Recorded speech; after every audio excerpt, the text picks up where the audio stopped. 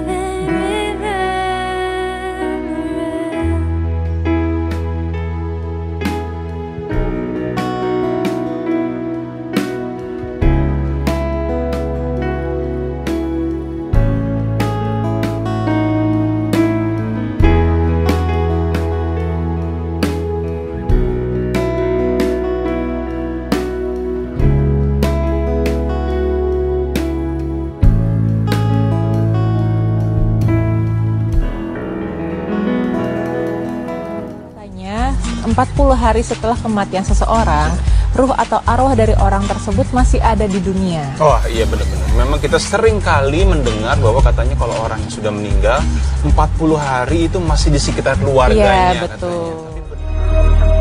Katanya. 40 hari mayat berjalan.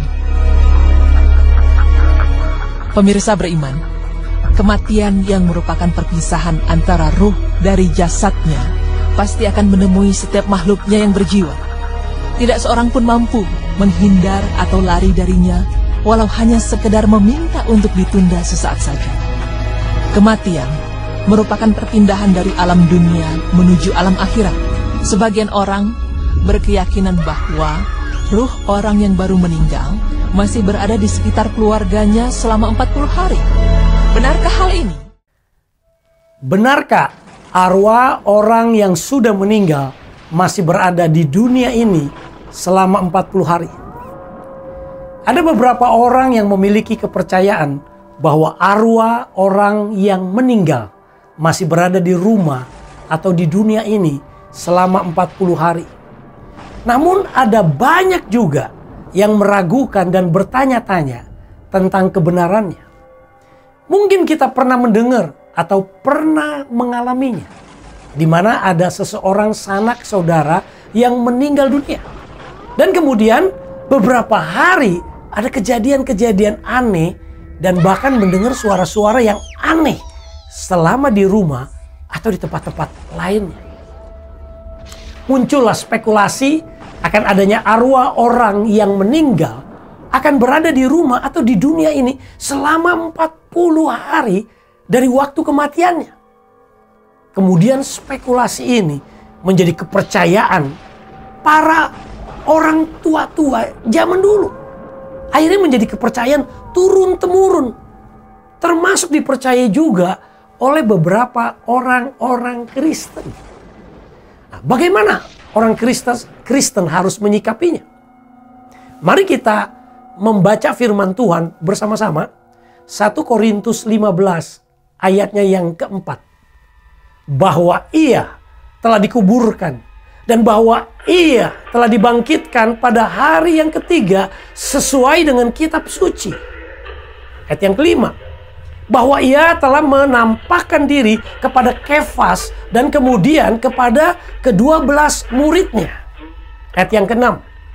Sesudah itu ia menampakkan diri kepada lebih dari 500 saudara sekaligus. Kebanyakan dari mereka masih hidup sampai sekarang. Tetapi beberapa di antaranya telah meninggal. Ayat yang ketujuh. Selanjutnya ia menampakkan diri kepada Yakobus, kemudian kepada semua rasul. Ayat 8. Dan yang paling akhir dari semuanya, ia menampakkan diri juga kepadaku. Sama seperti kepada anak yang lahir sebelum waktunya. 2 minggu yang lalu, kita baru merayakan hari kebangkitannya. Dan nanti setelah hari ke-40, kita akan merayakan hari kenaikan Tuhan Yesus Kristus ke surga. Dan selama 40 hari, seperti dijelaskan ayat sebelumnya, Tuhan Yesus menampakkan diri kepada murid-muridnya.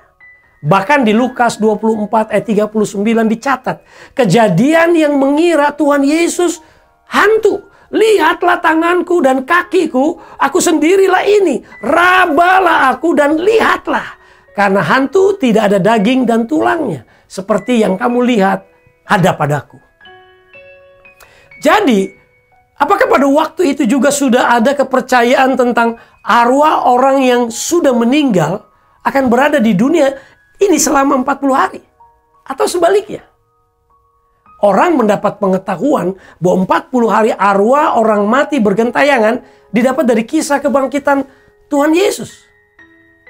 Tetapi yang pasti dengan fakta yang jelas dan benar bahwa Tuhan Yesus Kristus mati di atas kayu salib. Dan pada hari ketiga dia bangkit dari kematian. Dan selama 40 hari dengan tubuh kebangkitannya, ia menampakkan diri. Bukan arwah, tapi jelas berupa bentuk tubuh kebangkitan. Sehingga ia dapat berkata kepada murid-muridnya, seperti yang barusan kita baca di Lukas 24:39. Lihatlah tanganku dan kakiku. Aku sendirilah ini. Rabalah aku dan lihatlah. Karena hantu tidak ada daging dan tulangnya. Seperti kamu lihat ada padaku. Jadi sangat berbeda dengan apa yang dimaksud dengan arwah bergentayangan. Kita bahas lebih jauh Romawi 1, Romawi yang ke-1. Apa tujuannya? Ia menampakkan diri selama 40 hari. Kisah Rasul pasal 1 ayat ketiga berkata demikian. Kepada mereka ia menunjukkan dirinya setelah penderitaannya selesai. Dan dengan banyak tanda ia membuktikan bahwa ia hidup. Sebab selama 40 hari ia berulang-ulang menampakkan diri dan berbicara kepada mereka tentang kerajaan Allah. Ada 3 poin yang sini kita mau bahas. Yang pertama, untuk membuktikan dia hidup. Kuburan Tuhan Yesus ditemukan dalam keadaan kosong. Matius 28 ayat 1 sampai 10, Markus 16 ayat 1 sampai 8, Lukas 24 1 sampai 12. Maria Magdalena melihat Yesus di kebun. Markus 16 ayat 9 sampai 11. Yohanes 2 ayat 11. Lalu Yesus menampakkan diri kepada perempuan-perempuan lain yang ke kuburan. Matius 28 ayat 8 sampai 10. Yesus menampakkan diri kepada kedua murid dalam perjalanan luar kota atau lebih dikenal dengan jalan di Emmaus. Markus 16 ayat 12 sampai 13, Lukas 24 ayat 13 sampai 34. Sejumlah murid di Galilea. Matius 28 16 sampai 20, Yohanes 21 ayat 1 sampai 24. Lalu 500 orang sekaligus dicatat di 1 Korintus 15 ayat 6. Poin yang kedua, untuk apa dan mengapa selama 40 hari? Kita tahu bahwa setiap huruf kata dan kalimat termasuk angka-angka di dalam Alkitab semua memiliki arti dan tujuan. Angka 40 adalah simbol pencobaan atau ujian, akhir dari kemenangan atau penghakiman. Angka 40 ini untuk menyampaikan arti atau pesan kepenuhan. Angka 40 juga sering digunakan untuk periode waktu, 40 hari atau 40 tahun, yang memisahkan 2 periode yang berbeda. Jadi beberapa pemakaiannya di Alkitab menunjuk kepada peristiwa-peristiwa penting. Contohnya sebagai berikut. Hujan turun selama 40 hari dan 40 malam yang menyebabkan air bah. Kejadian 7 ayat 4. Para pengintai menjelajahi tanah Israel atau Kanaan selama 40 hari. Bilangan 13:25. Orang Ibrani tinggal mengembara di luar tanah perjanjian selama 40 tahun. Periode ini merupakan masa bagi generasi baru untuk bangkit. Bilangan 32:13. Sejumlah pemimpin dan raja-raja Israel dikatakan memerintah selama 40 tahun. Yaitu satu generasi. Contohnya termasuk Eli. 1 Samuel 4:18. Saul dicatat di Kisah Rasul 13 ayat 21. Daud 2 Samuel 5 ayat 4. Dan Salomo 1 Raja-Raja 11:42. Goliat menantang orang Israel 2 kali sehari selama 40 hari. Sebelum ia dikalahkan oleh Daud. 1 Samuel 17 ayat 16. Kehidupan Musa dibagi 3 periode yang masing-masing terdiri dari 40 tahun. Yaitu masa pertumbuhan sampai dewasa. Dan melarikan diri dari Mesir. Masa tinggal di Median. Dan masa perjalanan keluar dari Mesir di padang gurun. Kisah Rasul pasal 7. Musa melewatkan masa 40 hari dan 40 malam selama 3 kali berturut-turut di atas gunung Sinai. Sebelum dicobai iblis, Tuhan Yesus berpuasa 40 hari dan 40 malam di gurun Judea. Matius 4 ayat 2, Markus 1 ayat 3, Lukas 4:2. 40 hari merupakan periode dari kebangkitan Yesus dari kematiannya sampai kenaikannya ke surga. Kisah Rasul 1 ayat 3. Ingat, Angka 40 artinya ujian, pencobaan, kepenuhan, atau membedakan waktu sehingga Tuhan Yesus bangkit dari kematian selama 40 hari. Itu menunjukkan bahwa dia diuji, dicoba, udah penuh gitu, kepenuhannya telah dipenuhi. Jadi membedakan waktu juga digenapi bahwa ia benar-benar bangkit dari mati dan hidup. Jadi tidak perlu diragukan lagi.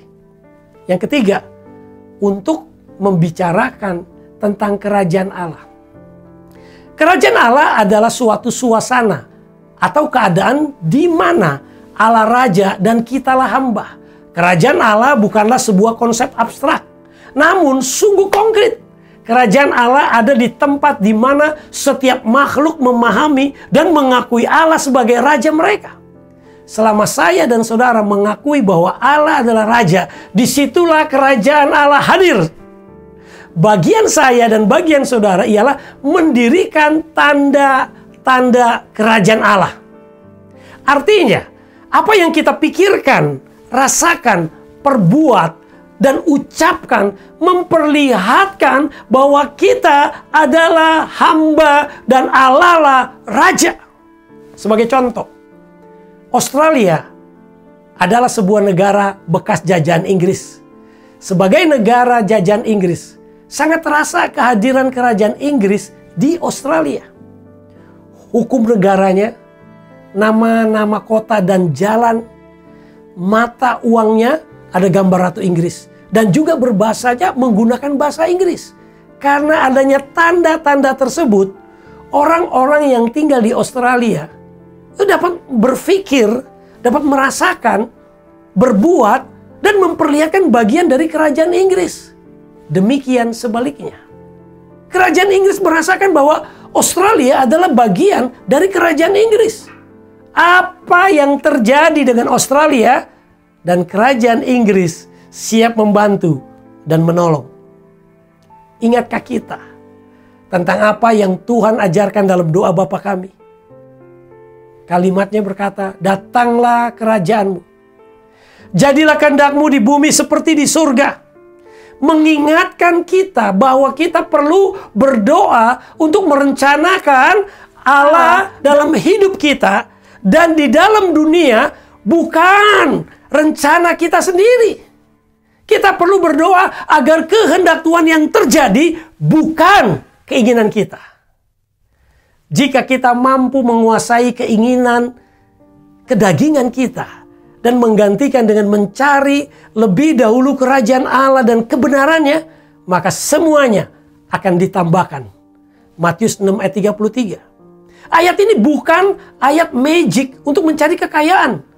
Melainkan Tuhan mengajarkan kita untuk fokus kepada hal-hal ini yang kekal. Bukan kepada hal-hal yang di dunia ini yang sifatnya sementara, hilang, dan lenyap. Ada sebuah kesaksian yang bagus di mana COVID-19 ini banyak orang kaya yang memiliki segalanya. Tetapi ketika kehidupannya direnggut oleh COVID-19 dan berakhir dengan kematian, kekayaan, ketenaran tidak mampu menyelamatkannya. Bahkan ia mati seorang diri dan tiada keluarga, teman, dan harta menemaninya. Maka sadarlah kita bahwa Tuhan Yesus setelah bangkit dan selama 40 hari ia mengajarkan kita untuk fokus mencari kerajaan Allah, bukan kerajaan dunia ini. Romawi bagian yang kedua. Bagaimana setelah 40 hari? Kenaikan Tuhan Yesus Kristus adalah peristiwa yang terjadi 40 hari setelah kebangkitan Tuhan Yesus, di mana disaksikan oleh murid-muridnya. Tuhan Yesus Kristus terangkat naik ke langit dan kemudian hilang dari pemandangan setelah tertutup awan. Mari kita ingat apa yang Tuhan Yesus katakan. Aku tidak akan meninggalkan kamu sebagai yatim piatu. Aku datang kembali kepadamu.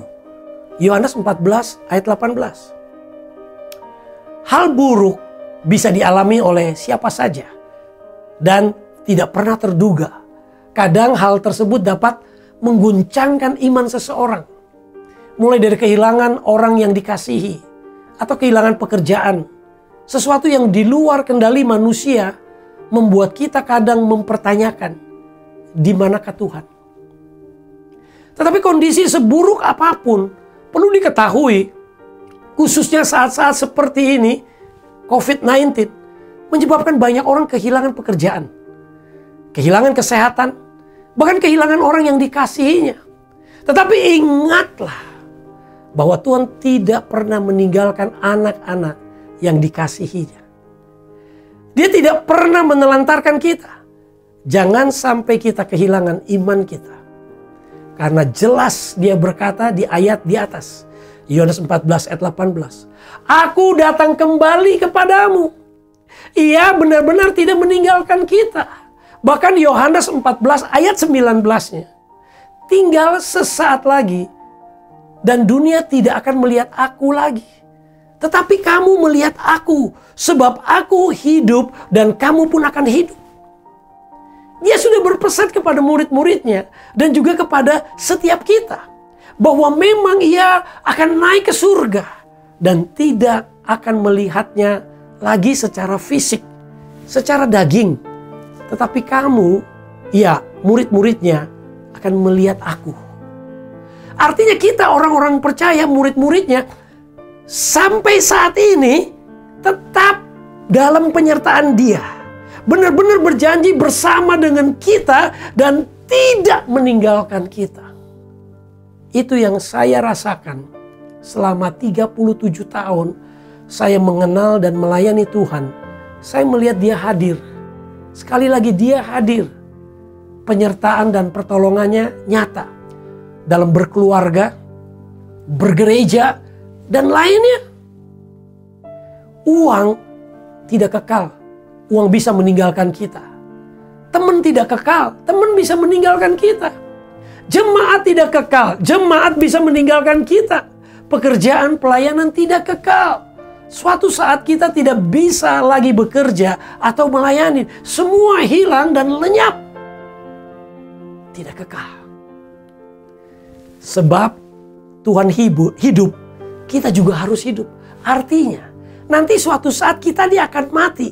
Tetapi kita mengalami kebangkitan seperti Dia bangkit di antara orang mati. Dia hidup, kita juga pasti akan hidup dalam kekekalan. Akan tetapi, saya juga percaya ayat ini mengajak dan berpesan kepada kita bahwa Dia hidup juga untuk saat ini. Selama kita masih hidup dan bekerja di dunia ini, maka kita harus mengalami kehidupannya selama di atas dunia ini. Sebagai penutup, saya bersaksi tentang kesaksian Ramzah, seorang gadis Timur Tengah yang lahir di bulan Ramadan. Oleh karena itu ia diberi nama oleh orang tuanya Ramzah. Dia tumbuh besar menjadi gadis yang cantik dan cerdas. Setelah selesai pendidikannya, ayahnya meminta ia untuk menikah dengan seorang laki-laki kaya, tetapi telah memiliki 3 istri dan umurnya jauh berbeda. Usulan itu serta merta ditolaknya. Dan ayahnya begitu marah. Telah terjadi keributan dan akhirnya Ramzah yang bernasib malang itu dipukul dengan kursi sampai tidak sadarkan diri dan mati. Ayahnya begitu ketakutan. Dan ayahnya dengan dibantu ibu tirinya memasukkan tubuh yang dipercaya sudah mati ini ke dalam karung. Kemudian dibawanya ke suatu tempat yang sangat jauh dari rumahnya. Di tengah-tengah perkebunan kurma yang sepi dan jauh dari penduduk, dibuanglah tubuh Ramzah ke sebuah sumur yang tidak ada airnya. Kemudian apa yang terjadi? Tubuh Ramzah yang dibuang ke dalam sumur, tiba-tiba ada seorang dengan tangan yang kuat menangkap karung yang berisi tubuh Ramzah. Kemudian tangan itu membuka tali karung dan mengembuskan nafas ke tubuh Ramzah. Dan tiba-tiba tubuh Ramzah kembali hidup dan dibawalah tubuh Ramzah ke atas keluar dari sumur. Kemudian seseorang itu dengan tangan yang berlubang paku berkata kepada Ramzah, Akulah kebangkitan dan hidup. Barang siapa percaya kepadaku, ia akan hidup walaupun ia sudah mati. Yohanes 11 ayat 25. Kemudian Ramsa tahu dan mengerti bahwa itu adalah Tuhan Yesus seperti yang pernah ia dengar dari temannya sewaktu menginjili Ramsa, dan Ramsa menolaknya. Kemudian Ramsa tersungkur bersujud dan percaya kepada Tuhan Yesus Kristus. Tidak berapa lama kemudian datanglah sepasang suami istri dari The Bible for Middle East, mengangkat tubuh Ramsa dan dibawanya ke rumah. Pendeta itu berkata kepada Ramsa bahwa dia mendengar Tuhan berbicara kepadanya untuk ke sini, ternyata untuk menyelamatkan dan berjumpa dengan Ramsa. Kisah nyata ini sampai hari ini Tuhan Yesus tetap hadir sebagaimana janjinya. Ia tidak meninggalkan kita yatim piatu. Ia menyertai kita orang-orang percaya sampai kesudahan alam ini. Siapakah hari-hari ini begitu kecewa, merasa kehilangan banyak? Kehilangan bisnis, uang, kesempatan, bahkan orang yang dikasihinya. Hari ini Tuhan mau menjamah dan meyakinkan setiap kita yang percaya kepadanya. Dia tetap hadir dengan waktunya, dengan caranya. Mari kita siapkan hati kita untuk perjamuan kudus.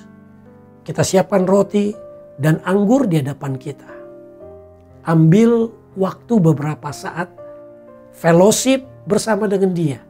Izinkan Roh Kudus hadir, berkata-kata kepada setiap kita. Karena kehadirannya dalam sebuah perjamuan kudus begitu nyata. Tentu hari ini kita rindu melakukan perjamuan kudus dengan lebih menekankan dan mementingkan sikap hati daripada tempat, lokasi, dan hal-hal jasmani lainnya.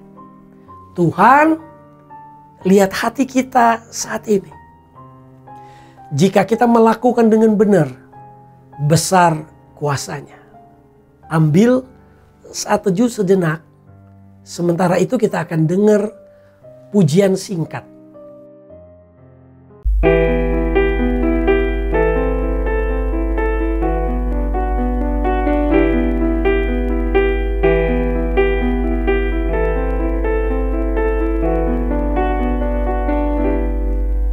Ku masuk ruang Maha Kudus dengan darah anak domba. Ku masuk dengan hati tulus, menyembah yang Maha Kuasa. Ku masuk ruang Maha Kudus dengan darah anak domba. Ku masuk dengan hati tulus, menyembah yang Maha Kuasa. Ku menyembahmu,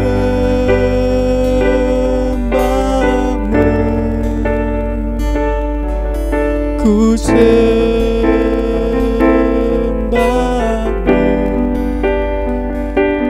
ku menyembahmu,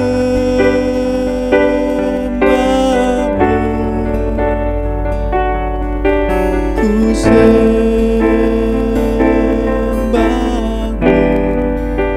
sebab namamu kudus, Tuhan.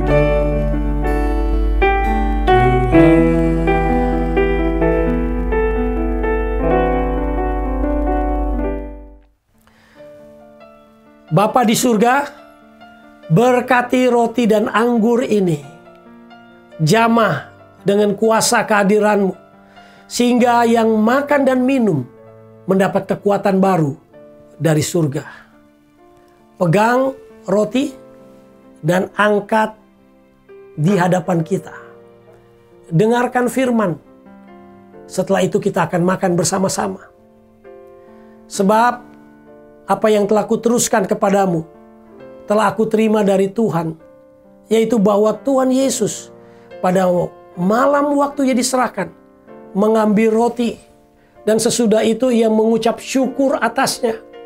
Ia memecah-becahkannya dan berkata, inilah tubuhku yang diserahkan bagi kamu. Perbuatlah ini menjadi peringatan akan aku. Makan dalam namanya, nama Tuhan Yesus Kristus.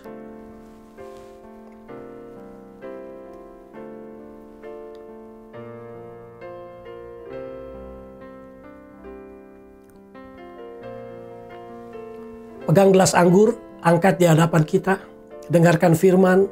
Setelah firman dibacakan, kita akan minum bersama-sama.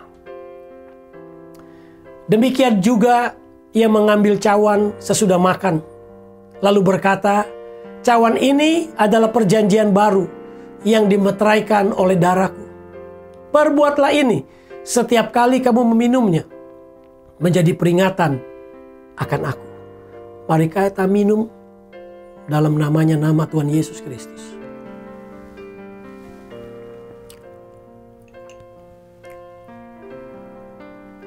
Bapa, terima kasih buat penyertaan-Mu kepada kami anak-anak-Mu sampai hari ini. Kami boleh merasakan penyertaan-Mu. Jika ada di antara kami tidak percaya atau belum percaya akan penyertaan-Mu yang begitu nyata, Engkau jamah dan Kau sendiri yang mampu dan sanggup meyakinkan dan bertindak. Hamba menyerahkan setiap jiwa-jiwa yang oleh anugerah-Mu diizinkan mendengar firman Tuhan. Biar Tuhan berkati mereka semua dalam nama Tuhan, yaitu Tuhan Yesus Kristus. Amin. Tuhan memberkati. Selamat hari Minggu.